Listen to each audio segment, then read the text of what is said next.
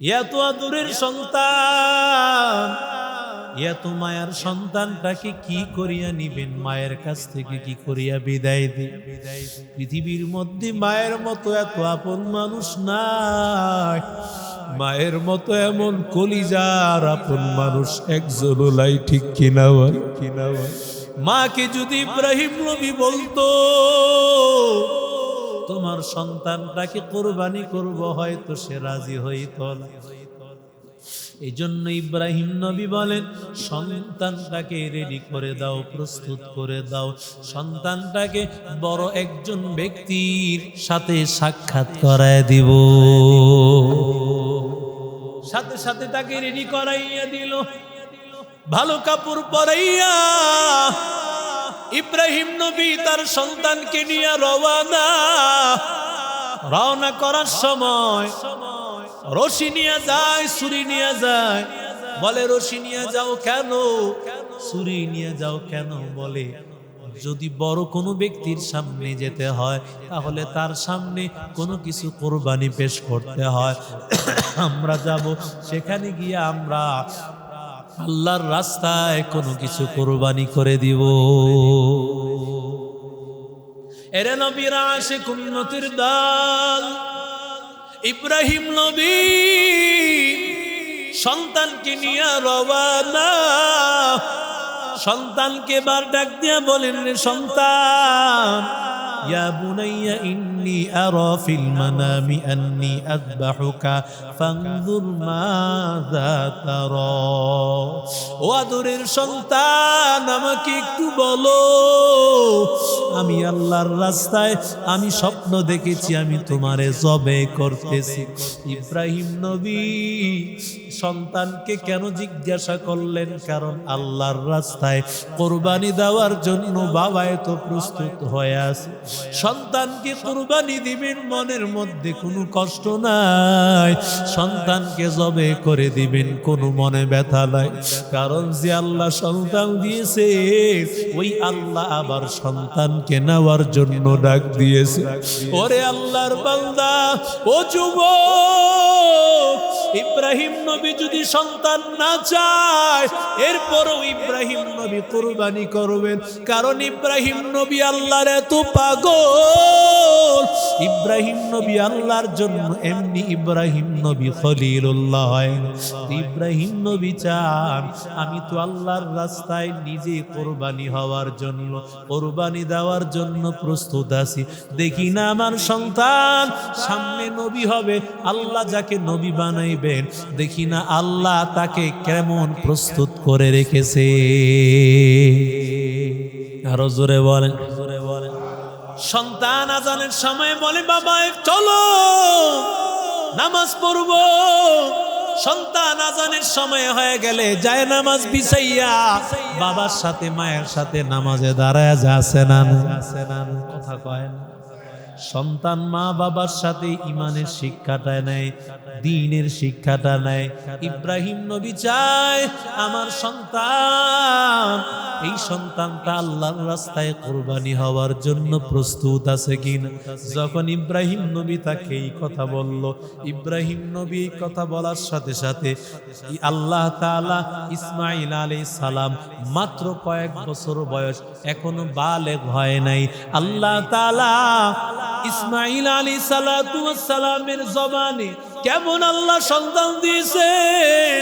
ইসমাঈল আলাইহিস সালাম আল্লাহর বান্দা ডাক দিয়া বলেন, ইয়া আবাতি ফাআল মা তুমার সাতাজিদুনি ইনশাআল্লাহ মিনাস সাবিরিন।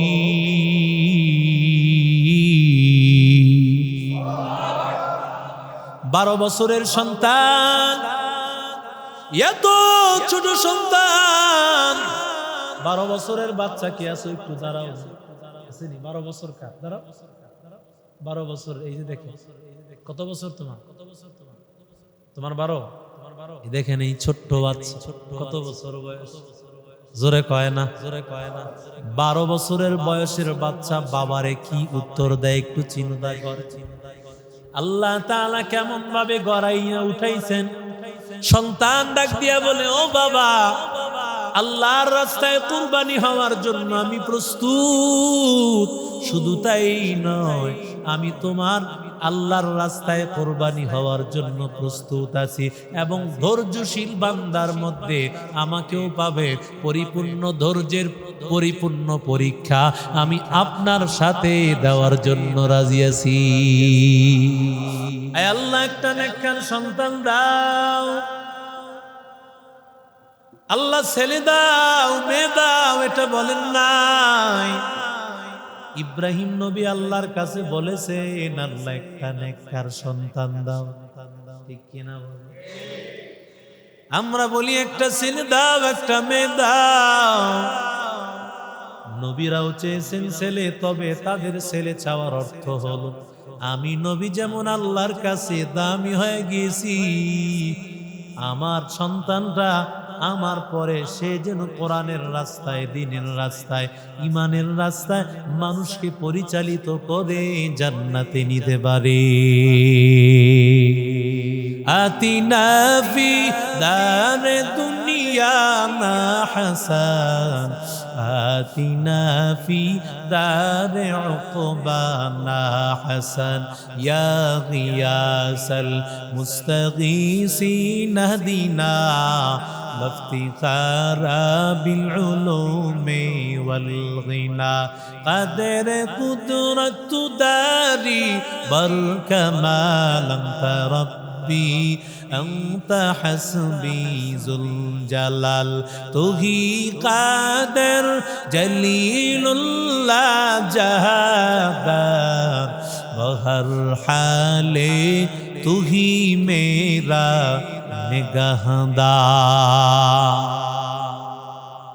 আল্লাহর কাছে বলেছো, মালিক একটা নেককার সন্তান দিও। আল্লাহ আল্লাহর কাছে বলেছো, আল্লাহ একটা সন্তানের বাবা বানাইয়া দাও। আল্লাহ তাআলা হযরত ইব্রাহিম আলাইহিস সালামকে ইসমাঈল নামক সন্তান দিয়া দিলেন। আল্লাহ তাআলা ইসমাঈল নামক সন্তান আল্লাহ দিয়ে দেন। কেমন মালিকের পরীক্ষা! আল্লাহর পরীক্ষা বড় কঠিন, বড় কঠিন। খলিলুল্লাহ এমনি হয় নাই, আল্লাহর বন্ধু এমনি এমনি হয়ে যায় নাই। বলে বন্ধু এমনি হওয়া যায় না, বন্ধু হওয়ার জন্য বহুত পরীক্ষা দেওয়া লাগে, ঠিক কিনা? বন্ধু বলেছে কুতুবপুর শাহী মসজিদে ৯টা বাজে দেখা করব, ভালোবাসার মানুষটা 8টা বাজে আসে হাজির। কথা বলেন না কেন? কারণ ভালোবাসার প্রমাণ হলো পরীক্ষা দেওয়া লাগবে, সর্বোচ্চ পরীক্ষা। বলেছে ৯টায় চলে আসবে, 8টায়। আল্লাহর বান্দা ইব্রাহিম খলিলুল্লাহ কেমন আল্লাহর দামি হয়েছেন, এমনি এমনি হয় নাই। এক দামি তো আল্লাহ বানাইছেন।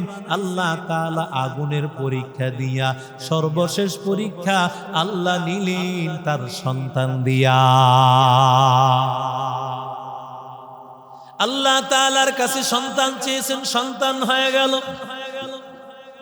এ সন্তান তো সাধারণ কোন সন্তান না, ভবিষ্যতে এমন নবী, এমন নবী যেই নবীর মাধ্যমে আল্লাহ বাইতুল্লাহর এমন কিছু নিদর্শন আল্লাহ রেখে দিবেন, যেই বাইতুল্লাহর মেহমানেরা যাবে সবাই হযরত ইসমাঈল আলাইহিস সালামকে স্মরণ করবে, হাজেরাকে স্মরণ করবে। এমন সন্তান এবং মা আল্লাহ ইব্রাহিমকে দান করেছে।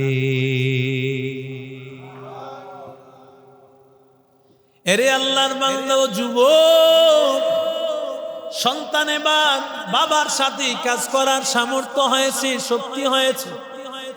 সন্তান বাবার সাথে কাজ করতে পারে এমন অবস্থায়, এমন শক্তি অবস্থায় পৌঁছে গিয়েছে। সন্তান এবার আল্লাহ তাআলার কুদরতি খেলা শুরু হয়ে গেছে। আল্লাহ তাআলা পরীক্ষা, ফাইনাল পরীক্ষা। ইব্রাহিমকে আল্লাহ খলিলুল্লাহ বানাইবেন, আল্লাহর বন্ধু বানাইবেন। সর্বশেষ সবচাইতে কঠিন পরীক্ষা আল্লাহ নেওয়া শুরু করলেন। ইব্রাহিম নবী তাকায়া দেখতেছেন তার সবচাইতে প্রিয় মানুষটাকে জবে করতেছে। নবী মনে করেছেন প্রিয় জিনিস তো হলো মাল আর সম্পদ। ইব্রাহিম নবী আল্লাহর রাস্তায় বহুত আল্লাহর রাস্তায় জবেহ করে দিলেন। দ্বিতীয় রাত আবার ইব্রাহিম নবী স্বপ্ন দেখলেন তোমার প্রিয় জিনিসটাকে আল্লাহর রাস্তায় কুরবানি দাও। ইব্রাহিম নবী আবার কুরবানি করলেন। তৃতীয় রাত আবার যখন কুরবানি করার জন্য দেখলেন, এবার ইব্রাহিম নবী জিজ্ঞাসা করলেন আমাকে বলেন আমি কোন জিনিসটা জবে করব। কারণ ইব্রাহিম নবী আল্লাহর পয়গম্বর, রুয়াতুল আম্বিয়ায়ে হাক্কুন, সমস্ত নবীদের স্বপ্ন সত্য।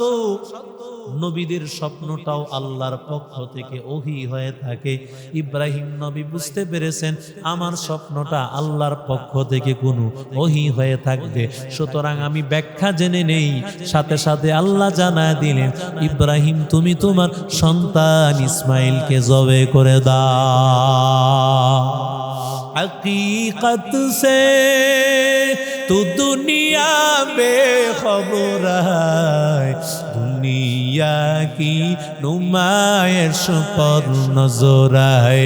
नमी गोयम के अज दुनिया जुदा बाश बहर करे के बाशी बा खुदा बाश चिस्ते दुनिया अज खुदा गाफिल बुदान नहीं को माशुक नुकरा हो फर जिंदजा। অথচ আমরা আমার সন্তানকে মসজিদেই আনতে পারি না। জোরে বলেন ঠিক কিনা? রমজান মাসে সন্তানটাকে জাগ্রত করে দেই না, বলে সন্তানের স্বাস্থ্য নষ্ট হয়ে যাবে। ফজরের নামাজে উঠাই না, স্বাস্থ্য নষ্ট হয়ে যাবে। ওরে আল্লাহর বান্দা, অথচ তোমার এই সন্তান তোমার জান্নাত, সন্তান আবার তোমার জাহান্নামে যাওয়ার কারণ, ঠিক কিনা? সন্তানকে যদি কোরআন শিখাও, সন্তানকে নামাজ শিখাও, সমস্ত নবীদের দিকে তাকায় দেখ, নবীরা সন্তানের জন্য কোনো মাল সম্পদ রেখে যায় নাই। সমস্ত নবীরা সন্তানদের কাছে কোরআন রেখে গিয়েছে, সন্তানদের সামনে আদর্শ রেখে গিয়েছে, নামাজ রেখে গিয়েছে। আর বলেছে ও সন্তানদের দল, আমার ইন্তেকালের পর আল্লাহ তাআলাকে অস্বীকার করতে পারবা না, আল্লাহর রাস্তায় চলবা, নামাজটা আদায় করবা। মকুনু সুসুতি নামাজে পাঞ্জে গানা ফাওয়াইনুল লিল মুসাল্লিনাল্লাযীনা মুমিনারা ইনামাজ ইমদাদে দা ইস্তাঈনু আয়াতে কুরআন বখা আয়াতে কদ আফলাহারা ইয়াদিকুন গাউল কুন্দর মানি আজদিল সাদিকু। ইব্রাহিম নবী স্বপ্ন দেখার পর এত দামি নবী, আল্লাহর পয়গম্বর, এতদিন যাওয়ার পরে সন্তান পেয়েছে, আল্লাহর কাছে সন্তান চেয়েছে, আল্লাহ একটা সন্তান দাও। ৮০ বছরের উপরে আল্লাহ ইব্রাহিম নবীকে একটা সন্তান দান করলো। ৮৮ বছর বয়স। আল্লাহ তাআলা আবার যখন ইব্রাহিম নবীকে বলেছেন সন্তানকে আল্লাহর রাস্তায় কোরবানি করতে হবে, ইব্রাহিম নবী কোনো যুক্তিদার করাইলেন না। আল্লাহ কেন এত ছোট বাচ্চাকে জবে করতে হবে? কারণ ইমানদাররা কোনোদিন আল্লাহর হুকুমের উপর কোনো যুক্তিদার করাইতে চায় না। ইমানদাররা বলতে চায় না কেন নারীর ১ ভাগ, পুরুষের ২ ভাগ। বহু কথা আপনারা জেনেছেন। মহিলাদেরকে এক ভাগ দিয়া আল্লাহ এমন দামি বানাইছেন যে এক ভাগ পরিপূর্ণ থাকে, পুরুষের 2 ভাগ দিয়া দায়িত্ব দিয়েছেন 5টা, মহিলার 1 ভাগ দিয়া 0% দায়িত্ব দিয়েছে। আল্লাহু আকবার। তাহলে কেউ যদি বলে মহিলাদের 1 ভাগ, পুরুষের কেন 2 ভাগ? 1 নম্বর কথা, কোরআনের গোটা দুনিয়ার মালিক কে? আরো জোরে বলেন, ওয়ালিল্লাহি মিরাসুস সামাওয়াতি ওয়াল আরদ। আল্লাহ বলেন আসমান জমিনের মিরাসের মালিক, আসমান জমিনের উত্তরাধিকারীর মালিক আমার আল্লাহ। ওয়া আরদুল্লাহি ওয়াসিআ, আল্লাহর জমিন প্রশস্ত, আল্লাহ তাআলা জমিনের মালিক। যেই আল্লাহ মালিক, ইউরিসুহা মাইয়াশা, আল্লাহ বলে আল্লাহর উত্তরাধিকারী সম্পদ আল্লাহ যাকে চাইবেন তাকে উত্তরাধিকারী দিবেন, ঠিক কিনা? আল্লাহর কথার উপর কোনো কথা চলে না। সাহাবায়ে কেরাম নবীর কথা শুনেছেন, কোনো কথা বলেন নাই। ওয়াকালু সামি'না ওয়া আতা'না গুফরানাকা রাব্বানা ওয়া ইলাইকাল মাসীর। মুসলমানি বুয়াদ গর্দন নেহাদান, ইনানে খুদ বদস্তে খাজদাদন, গর্ব সুরত আদমি ইনসাবুদে, আহমদ বো জালো হামেক সাবুদে। আদমিরা আদমিয়ত লাজিমাস, উদেরা गर बूना बाशद है जमा।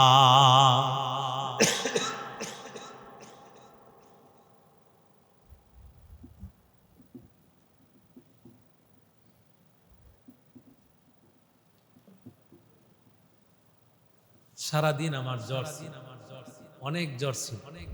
এরপরও যেহেতু হুজুর আসতেছেন, গতকালকে আমাদের মদনপুরে আসছে, এত মানুষ এলানো হয় না। আল্লাহ হযরতকে এত দামি বানিয়েছে। আজকে কুতুবপুরবাসীর ভাগ্য, ঠিক কিনা জোরে বলে।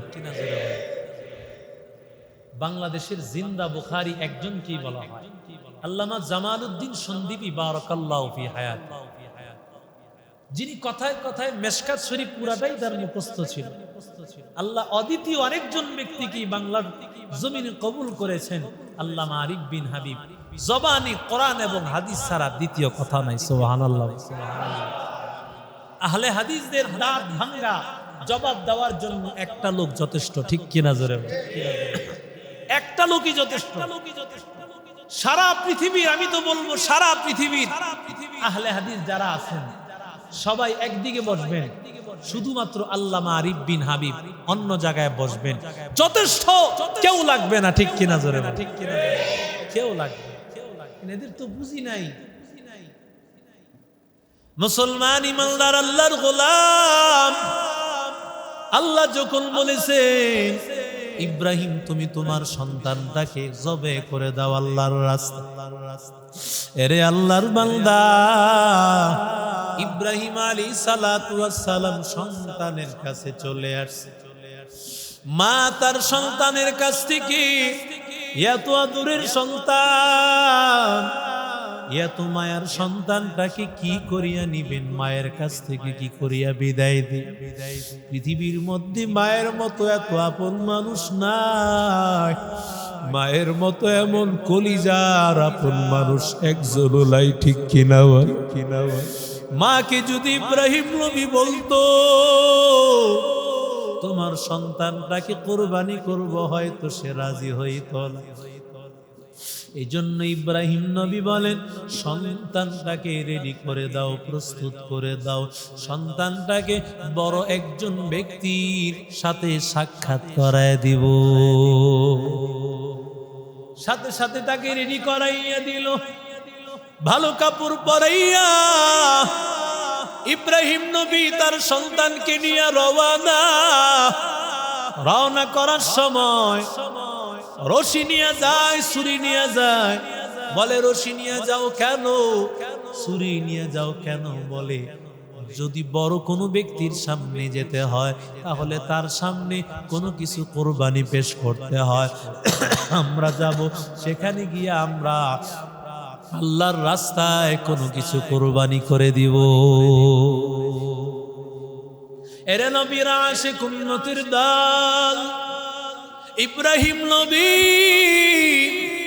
সন্তানকে নিয়ে রওয়ানা। সন্তানকে বার ডাক দিয়া বলেন, রে সন্তান, ইয়া বুনাইয়া ইন্নী আরা ফিল মানামি আন্নী আযবাহুকা ফানজুর মাযা তারা। ও আদরের সন্তান, আমাকে একটু বলো, আমি আল্লাহর রাস্তায় আমি স্বপ্ন দেখেছি আমি তোমারে জবে করতেছি। ইব্রাহিম নবী সন্তানকে কেন জিজ্ঞাসা করলেন? কারণ আল্লাহর রাস্তায় কোরবানি দেওয়ার জন্য বাবা এত প্রস্তুত হয়ে আছে। সন্তানকে কোরবানি দিবেন, মনের মধ্যে কোনো কষ্ট নাই। সন্তানকে জবে করে দিবেন, কোনো মনে ব্যথা নাই। কারণ যে আল্লাহ সন্তান দিয়েছে ওই আল্লাহ আবার সন্তানকে নেওয়ার জন্য ডাক দিয়েছে। ওরে আল্লাহর বান্দা, ও যুবক, ইব্রাহিম নবী যদি সন্তান না চায় এরপরও ইব্রাহিম নবী কুরবানি করবেন। কারণ ইব্রাহিম নবী আল্লাহর এত পাগল। ইব্রাহিম নবী আল্লাহর জন্য এমনি ইব্রাহিম নবী খলিলুল্লাহ হয়। ইব্রাহিম নবী চান আমি তো আল্লাহর রাস্তায় নিজে কোরবানি হওয়ার জন্য, কোরবানি দেওয়ার জন্য প্রস্তুত আছি। দেখি না আমার সন্তান সামনে নবী হবে, আল্লাহ যাকে নবী বানাইবেন, দেখি না আল্লাহ তাকে কেমন প্রস্তুত করে রেখেছে। আরো জোরে বলেন। সন্তান আজানের সময় বলে, বাবা চলো নামাজ পড়বো। সন্তান আজানের সময় হয়ে গেলে যায় নামাজ বিছাইয়া বাবার সাথে মায়ের সাথে নামাজে দাঁড়ায় যাচ্ছে না, কথা কয় না। সন্তান মা বাবার সাথে ইমানের শিক্ষাটা নেয়, দ্বীনের শিক্ষাটা নেয়। ইব্রাহিম নবী চায় আমার সন্তান, এই সন্তানটা আল্লাহর রাস্তায় কোরবানি হওয়ার জন্য প্রস্তুত আছে কিনা। যখন ইব্রাহিম নবী তাকে এই কথা বলল, ইব্রাহিম নবী এই কথা বলার সাথে সাথে আল্লাহ তাআলা ইসমাঈল আলাইহিস সালাম মাত্র কয়েক বছর বয়স, এখনো বালেগ হয় নাই। আল্লাহ তাআলা ইসমাঈল আলাইহিস সালাতু ওয়াস সালামের জবানে কেমন আল্লাহ সন্তান দিয়েছেন। ইসমাঈল আলাইহিস সালাম আল্লাহর বান্দা ডাক দিয়া বলেন, ইয়া আবাতি ফাআল মা তুমার সাতাজিদুনি ইনশাআল্লাহ ইনশাআল্লাহু মিনাস সাবিরিন।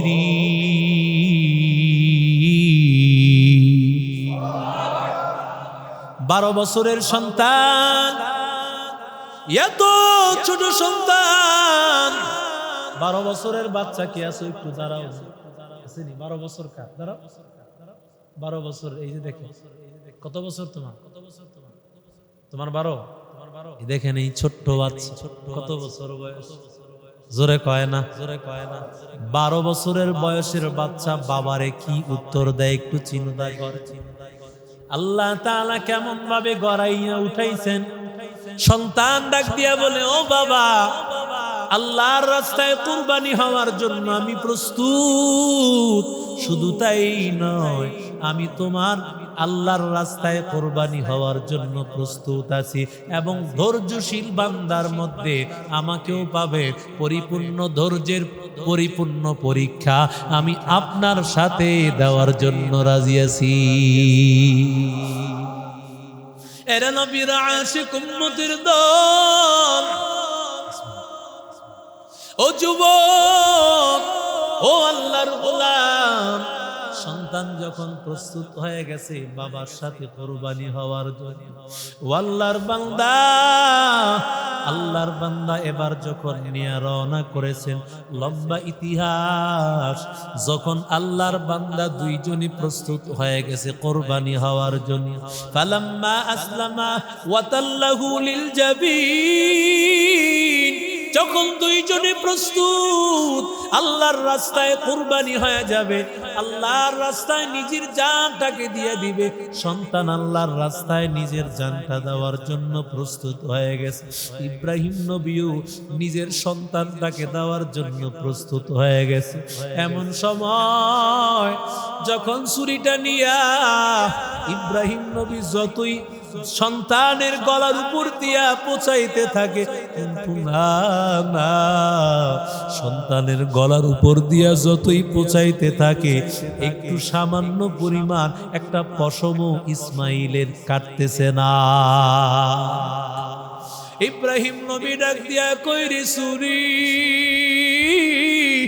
তোর কি ধার কমে গেল নাকি? কি হয়ে গেল একটু বল। এবার ছুরির জবান খুলে গেল। ছুরি ডাক দিয়ে বলে, ও নবী, আপনি একবার বলেন আর আমার আল্লাহ 70 বার ডাক দিয়া বলে, ও ছুরি, আমার ইসমাইলের একটা পশমও যেন না ছিঁড়ে যায়। ও পয়গম্বর, বলেন না আমি কার কথা শুনবো? আল্লাহর বান্দা ইসমাইল আলাইহিস সালাম যখন শহীদ হয়ে যাবে, যখন চিন্তা করলেন কোরবান হয়ে যাবে, এমন সময় বাবারে ডাক দিয়া বলে, ও বাবা, কেমন ইমানের উপর ইস্তেকামাত একটু চিন্তা করেন। ইব্রাহিম নবী কেমন ইস্তেকামাতের উপর ছিলেন, কেমন অটল অবিচল আল্লাহর ইমানের উপর। ইসমাইল নবী কেমন অটল অবিচল। এবার ইসমাইল নবী ডাক দিয়া বলে, 12 বছরের সন্তান ইসমাইল নবী ডাক দিয়া বলে, ও বাবা, আমার কয়েকটা আবদার। 1 নম্বর আবদার হলো, বাবা, ছুরিটাকে ভালোভাবে ধার করে নে, যাতে করে ছুরি দিয়া জবে করতে কষ্ট না হয়। কারণ কষ্ট হইলে হয়তো বা আপনারও মায়া লাগবে। আমি যখন লাফালাফি করতে থাকবো আর আল্লাহর কাছে আমি চলে যাইতে দেরি হবে, জান্নাতে যাইতে দেরি হবে, আপনার পরীক্ষা দিতেও দেরি হবে। বাবা, আমার আরেকটা আবদার, আমার চেহারাটা আপনার দিকে ফিরাইয়া রাখবেন না, বরং আমার চেহারাটা মাটির নিচের দিকে দিয়া গাড়ের দিকটা আপনার দিকে দিবে। কারণ আপনার চেহারার দিকে তাকাইলে আমারও মায়া লাগবে, আপনারও মায়া লাগবে। ও বাবা, এই জন্য আমার চেহারাটা ফিরাইয়া রাখবেন। ও আল্লাহর বান্দা, 3 নম্বর আবদার, ও বাবা, আমার এই কাপড়টা রক্ত মাখা যাওয়া। আমার মা আমারে যখন বিদায় দিয়েছে, আমার মা আমারে শেষ বিদায় তো দিতে পারেন। আমার মায়ে তো জানি না